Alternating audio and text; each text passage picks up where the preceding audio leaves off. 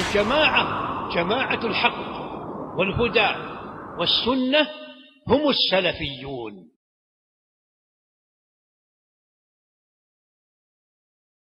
بسم الله الرحمن الرحيم. الحمد لله والصلاة والسلام على رسول الله. أما بعد، قال الله تبارك وتعالى في كلامه المجيد: أعوذ بالله السميع العليم من الشيطان الرجيم. بسم الله الرحمن الرحيم. ورسولا إلى بني إسرائيل أني قد جئتكم بآية من ربكم أني أخلق لكم من الطين كهيئة الطير بإذني أني أخلق لكم من الطين كهيئة الطير فأنفخ فيه فيكون طيرا بإذن الله وأبرئ الأكمه والأبرص وأحيي الموتى بإذن الله. حاضرین مجلس، کل کے درس میں ہم لوگوں نے جو لوگ نیک بزرگ صالحین کی شان میں غلو کرتے ہیں اور ان کی کرامتوں کا غلط استعمال کر کے ان کو ان کی شان سے بڑھا کر چڑھا کر اللہ کے برابر کر دیتے ہیں، نعوذ باللہ.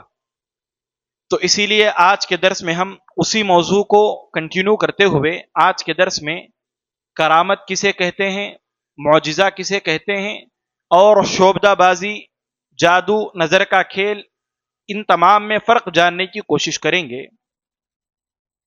معجزہ یہ عجز سے ہے، یعنی عاجزی. معجزہ ظاہر کرنے سے مخلوق عاجز ہے. معجزہ کون ظاہر کرتا ہے؟ صرف اللہ تبارک و تعالی. معجزہ ظاہر کرنے سے انبیاء بھی قاصر ہیں، انبیاء بھی معجزہ ظاہر نہیں کر سکتے. اسی لیے یہ معجزہ ہے عجز سے، عاجز آنا.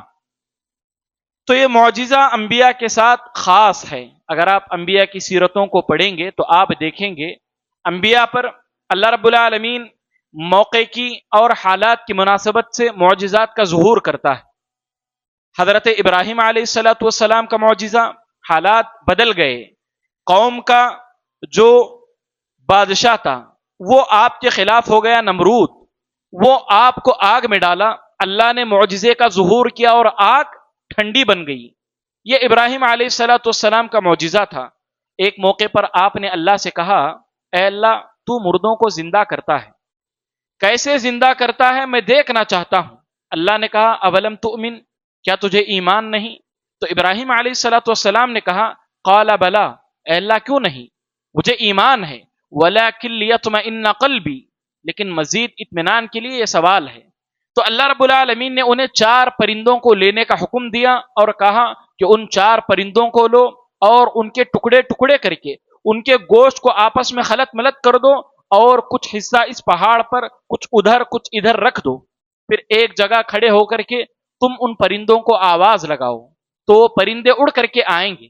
ابراہیم علیہ السلام پرندوں کو لیے، انہیں ذبح کر دیا، ٹکڑے ٹکڑے کر کے مختلف پرندوں کے گوشت کو آپس میں ملا دیا، ذبح کر کے ملا دیا.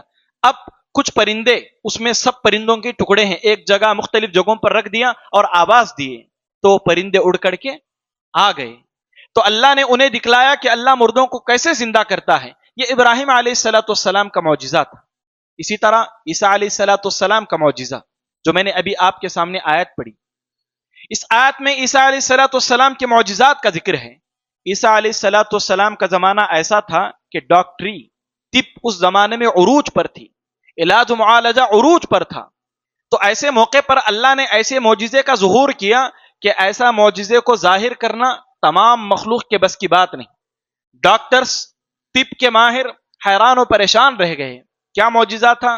ایک شخص جو ماں کے پیٹ سے اندھا پیدا ہوا ہے، عیسیٰ علیہ السلام اللہ کی مرضی سے اس پر ہاتھ پھیرتے اور وہ دیکھنے والا بن جاتا. ایک شخص کوڑ کا مریض تھا، لیکن عیسیٰ علیہ السلام اس پر ہاتھ پھیرتے اللہ کی اجازت سے تو وہ صحت مند بن جاتا. حتیٰ کہ وَأُحْيِي الْمَوْتَى بِإِذْنِ اللَّهِ، ایک شخص وفات پا چکا ہوتا. عیسیٰ علیہ السلام کو اللہ نے ایسا معجزہ دیا، اللہ کے حکم سے وہ کچھ وقت کے لیے زندہ ہوتا تھا.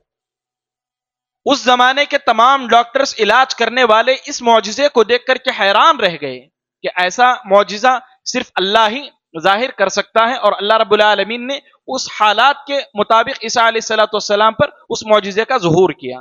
آپ اللہ کے نبی صلی اللہ علیہ وسلم کو دیکھ لیں، آپ سے پہلے آپ موسیٰ علیہ السلام کو دیکھ لیں، آپ ہاتھ بغل کی طرف یا جیب میں ڈال کر کے نکالتے، ہاتھ ایک دم روشن ہو جاتا.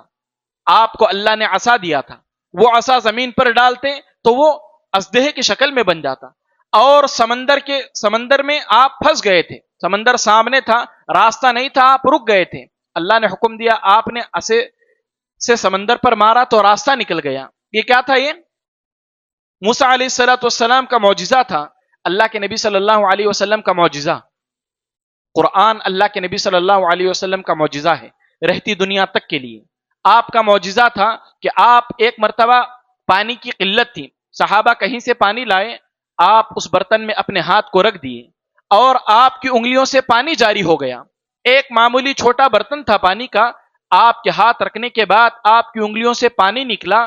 اس قافلے میں جتنے لوگ تھے سبوں نے اس پانی کو پیا اور سفر میں آگے جو حاجت پیش آئے گی اس کے لیے جمع کر لیا اور اپنے جانوروں کو بھی پلایا. پانی ختم نہیں ہوا. یہ اللہ کے نبی صلی اللہ علیہ وسلم کا معجزہ، آپ کے اخلاق آپ کا معجزہ ہے. تو معجزات یہ انبیاء کے ساتھ خاص ہیں، اور حالات جیسے ہوتے ہیں اس لحاظ سے اللہ رب العالمین معجزے کا ظہور کرتا ہے. لیکن انبیاء بھی جب چاہے اس معجزے کو اپنی مرضی سے ظاہر نہیں کر سکتے.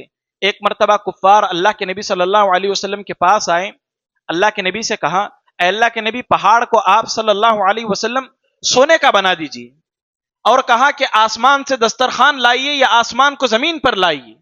تو اللہ رب العالمین نے وحی کی، اللہ کے نبی نے فرمایا، وَمَا كَانَ لِرَسُولٍ أَن يَأْتِيَ بِآيَةٍ إِلَّا بِإِذْنِ اللَّهِ.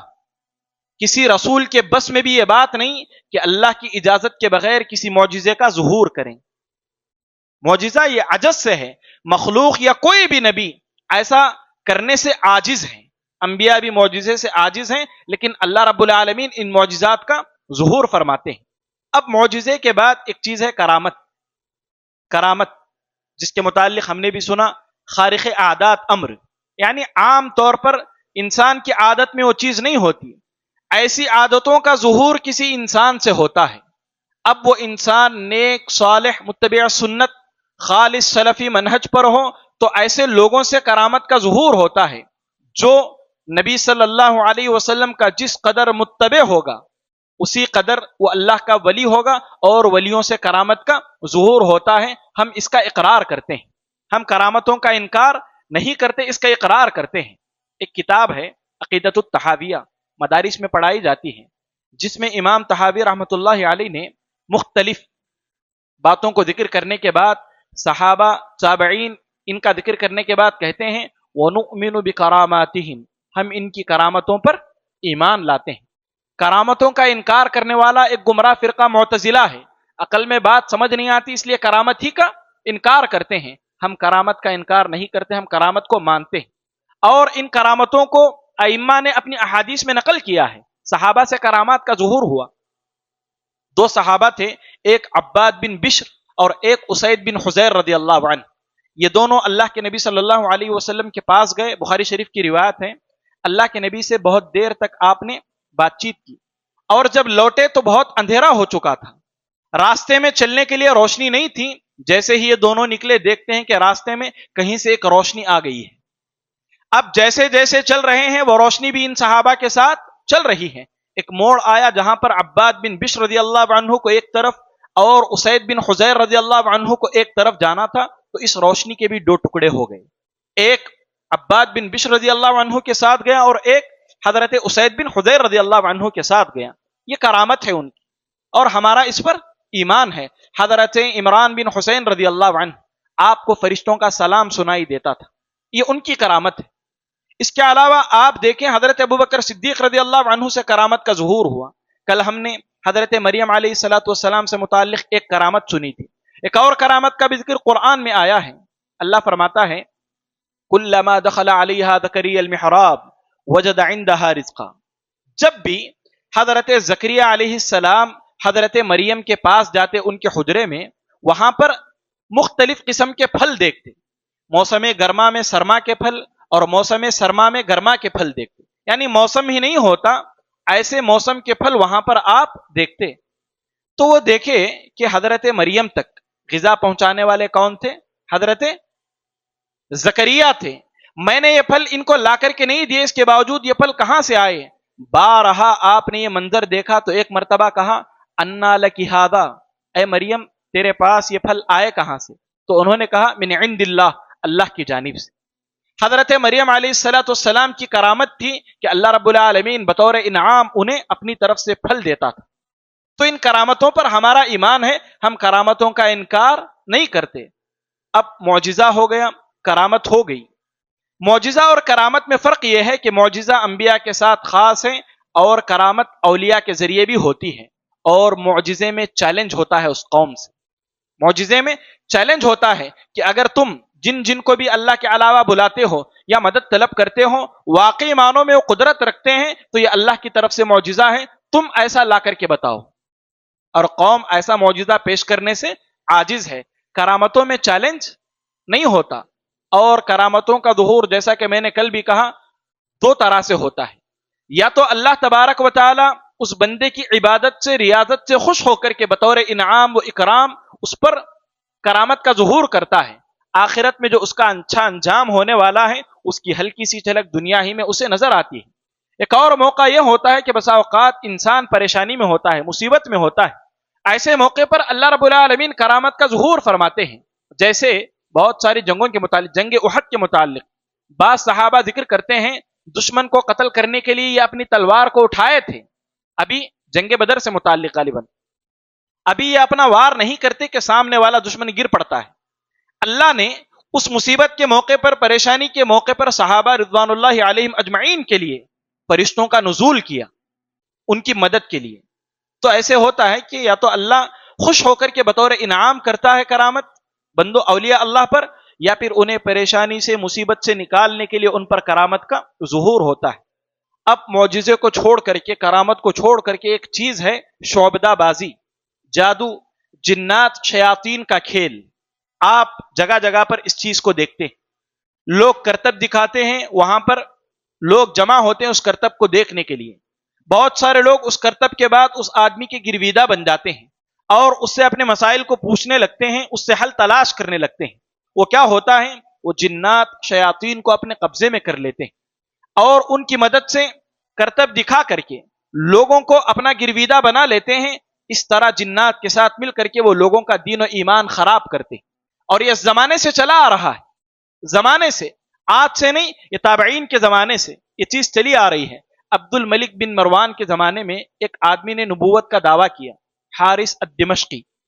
اس کے متعلق آتا ہے کہ یہ کہا کرتا تھا کہ میں فرشتوں کو دیکھتا ہوں، آسمان میں اڑ رہے فرشتوں کو دیکھتا ہوں، مختلف طرح کا دعویٰ کرتا تھا۔ عبد الملک بن مروان نے اس کو قتل کرنے کا ارادہ کیا، اور اس کے قتل کے لیے مجموعے کو جمع کیا گیا۔ نیزے سے اس کو مارا جاتا ہے لیکن یہ شخص مرتا نہیں، نیزے سے مارا جاتا ہے، یہ شخص مرتا نہیں۔ جنات و شیاطین کا کھیل ہے یہ۔ عبد الملک بن مروان اس سے کہتے ہیں تم نے بسم اللہ نہیں پڑھا، بسم اللہ کہہ کر کے نیزہ مارو۔ بسم اللہ کہہ کر کے اس آدمی کو، حارث الدمشقی جس نے نبوت کا دعویٰ کیا، نیزہ مارا گیا تو وہ مر گیا۔ جو گمراہ کرتے ہیں اس طرح کی باتوں کو ظہور کر کے، ان کے پاس جنات و شیاطین ہوتے ہیں، لوگ کیا سمجھتے ہیں یہ بڑے پہنچے ہوئے ولی ہیں، جس کی وجہ سے ان سے یہ سب چیزیں ظاہر ہو رہے ہیں اور دھوکے کا شکار ہوتے ہیں۔ مسیلمہ کذاب نے نبوت کا دعویٰ کیا حضرت ابوبکر کے زمانے میں، اسود عنسی نے نبوت کا دعویٰ کیا۔ ان لوگوں سے لڑنے کے لیے حضرت ابوبکر صدیق رضی اللہ عنہ نے فوج تیار کی۔ نبوت کے جھوٹے دعوے دار تھے، فتنہ ختم کرنا تھا، ایک فوج تیار کی کہ جاؤ ان سے قتال کرو۔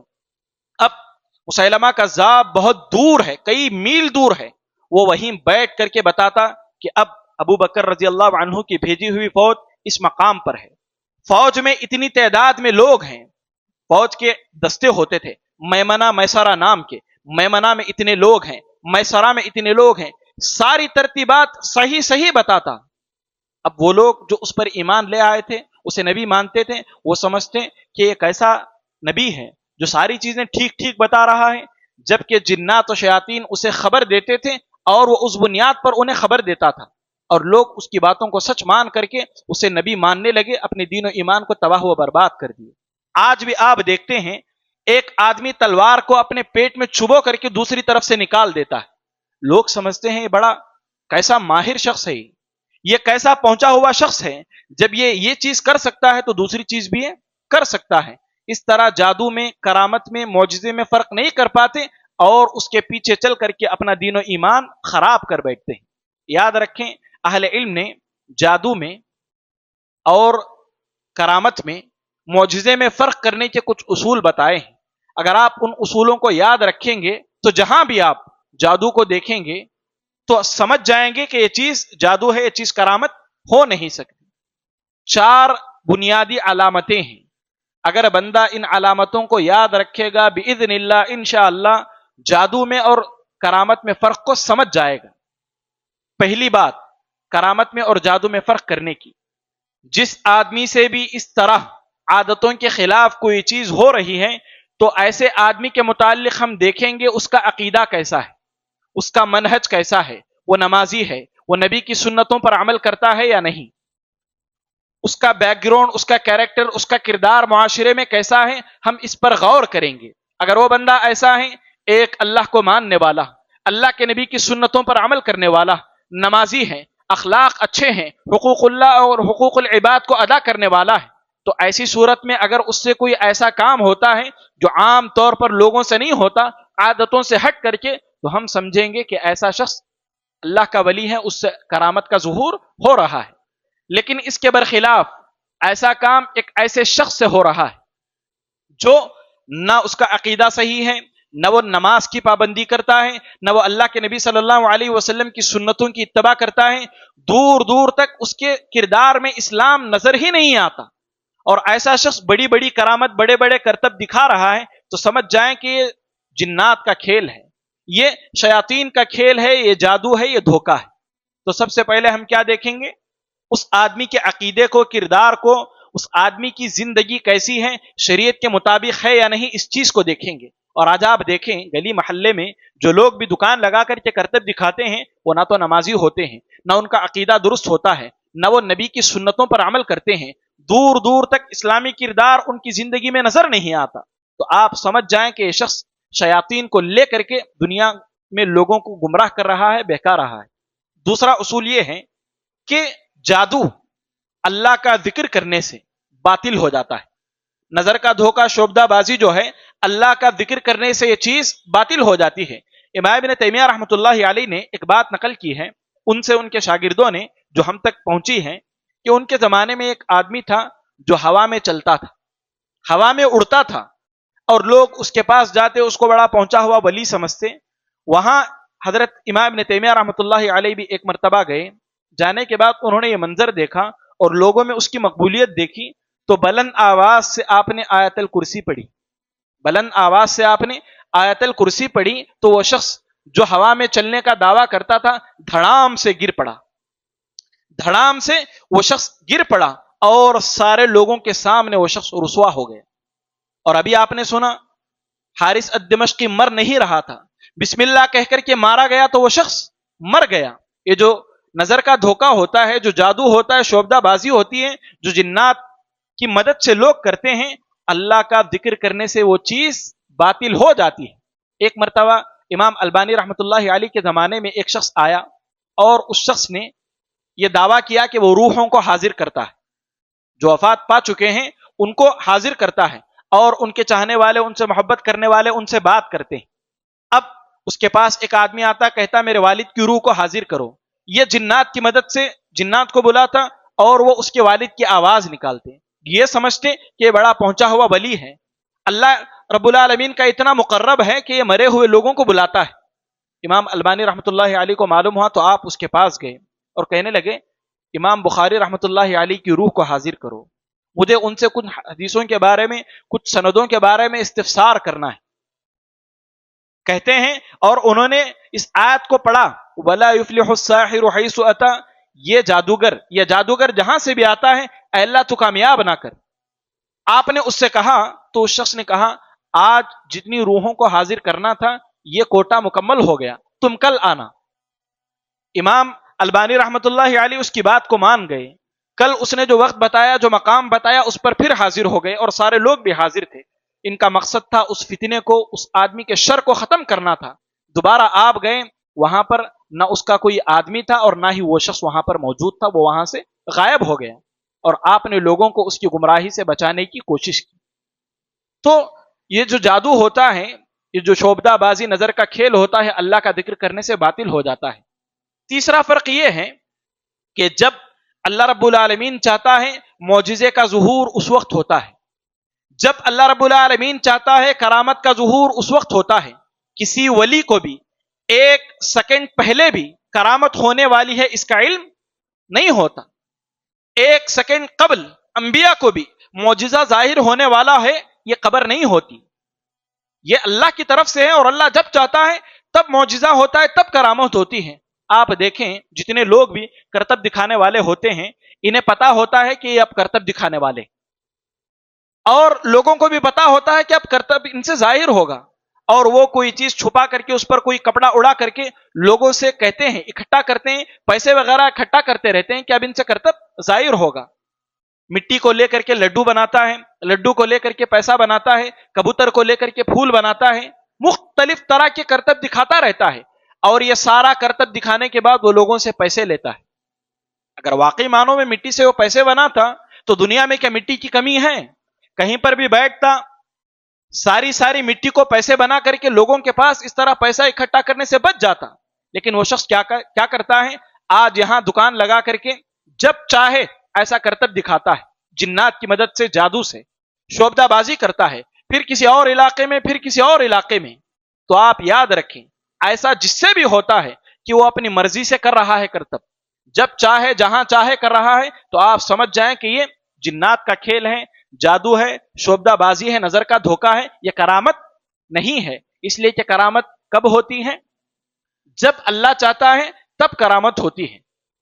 ایک چوتھا اصول، چوتھی علامت اس کو پہچاننے کی وہ یہ کہ جس سے بھی کرامت ہوتی ہے وہ اپنی کرامت کو دکھانے کے لیے دکان نہیں سجاتا،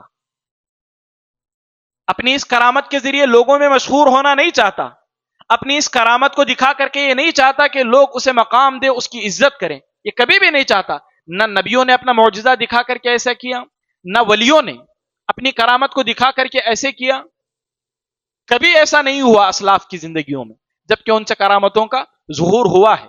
آج آپ دیکھیں جتنے لوگ بھی اس طرح کرامت کا دعویٰ کرتے ہیں، یہ لوگ قبروں کے پاس، محلوں میں، گلیوں میں اپنے دکان لگائے ہوئے ہیں، اور اس بنیاد پر مشہور ہونا چاہتے ہیں، اور اس کا ڈھنڈورا اخبارات میں دے کر کے، نیوز میں دے کر کے، اپنے لوگوں کو بھیج کر کے اس کی تشہیر کرتے ہیں۔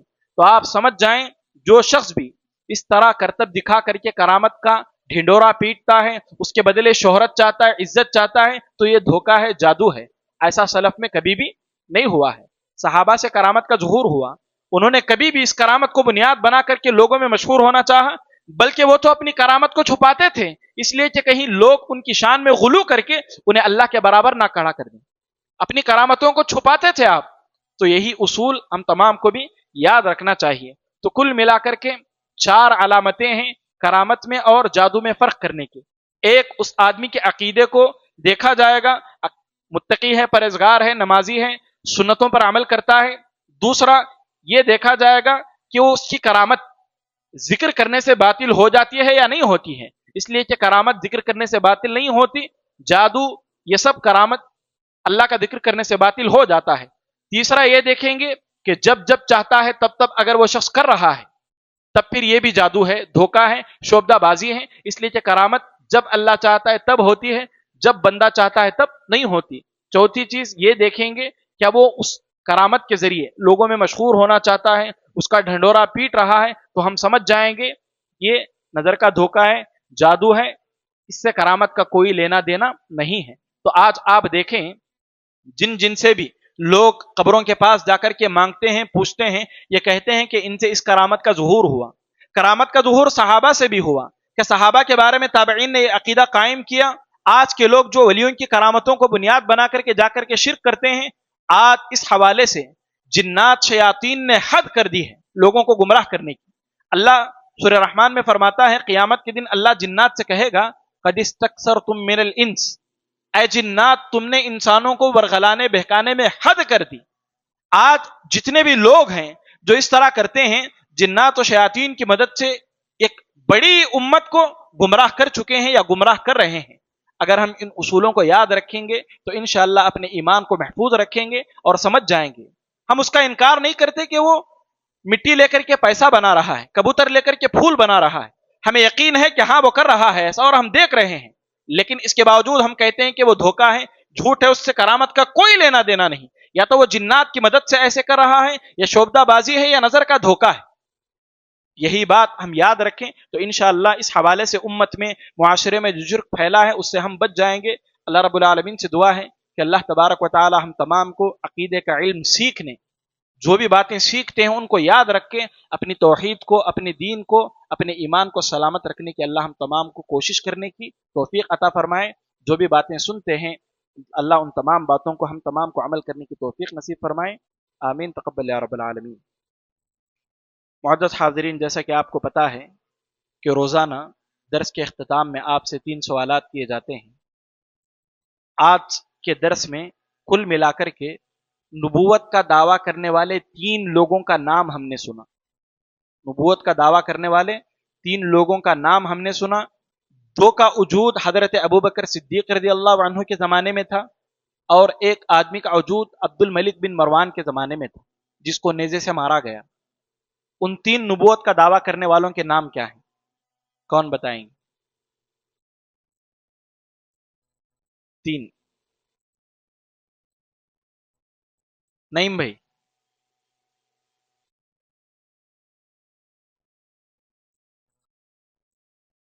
استغفر اللہ, عباد بن بشر صحابی رسول ہیں وہ.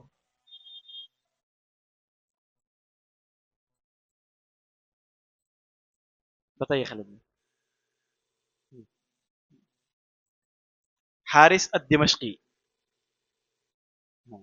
مسیلمہ کذاب. اور ایک نام, بعض روایتوں کے مطابق اس نبوت کا دعویٰ کرنے والے کے بیٹے ایمان لائے تھے. اسود انسی. کیا نام ہے تیسرا؟ اسود انسی. اب کون بتائیں گے 3 نام؟ یہی 3 نام ابھی سنے نا, کون بتائیں گے؟ بتائیے بتائیے.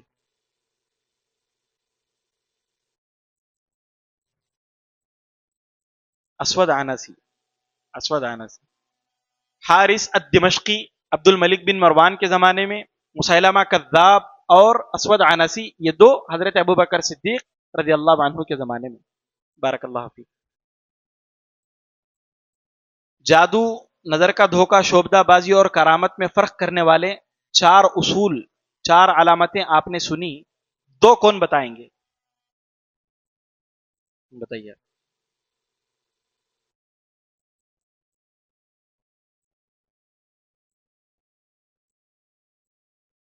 بتا رہے ہیں, وہ چشمہ پہن رہے تھے.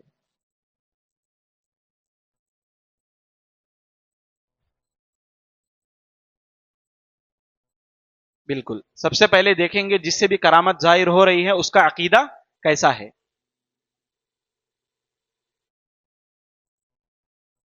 کرامت اللہ کا ذکر کرنے سے باطل نہیں ہوتی. جادو, شوبدہ بازی, نظر کا کھیل, یہ اللہ کا ذکر کرنے سے باطل ہو جاتا ہے. 2 ہو گئے.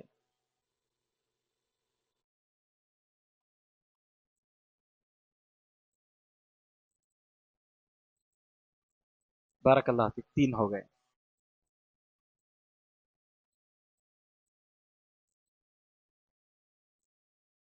بارک اللہ فیک. میں 2 پوچھا تھا, آپ 4 بتا دیے. بارک اللہ فیک. 4 کیا ہیں اصول؟ سب سے پہلے اس کا عقیدہ, اس کا کردار, وہ نمازی ہے, سنت پر عمل کرتا ہے, یہ دیکھا جائے گا. دوسرا یہ دیکھا جائے گا کہ جادو, شوبدہ بازی اللہ کا ذکر کرنے سے باطل ہو جاتی ہے. تیسرا یہ دیکھا جائے گا کہ اللہ جب چاہتا ہے کرامت کا ظہور تب ہوتا ہے, جبکہ کرتب دکھانے والا جب چاہے کرتب دکھا سکتا ہے. چوتھا, ولی کبھی بھی اپنی اس کرامت سے لوگوں میں مشہور ہونا نہیں چاہتے, جبکہ یہ آدمی دکان لگا کے مشہور ہونا چاہتا ہے. بارک اللہ فیک. معجزے میں اور کرامت میں کیا فرق ہے؟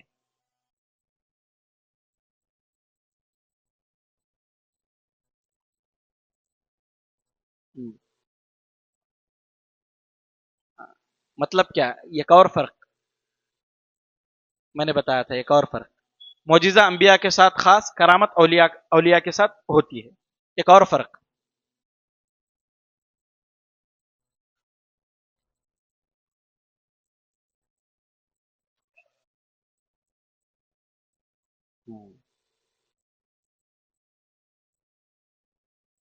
بارک اللہ فیک.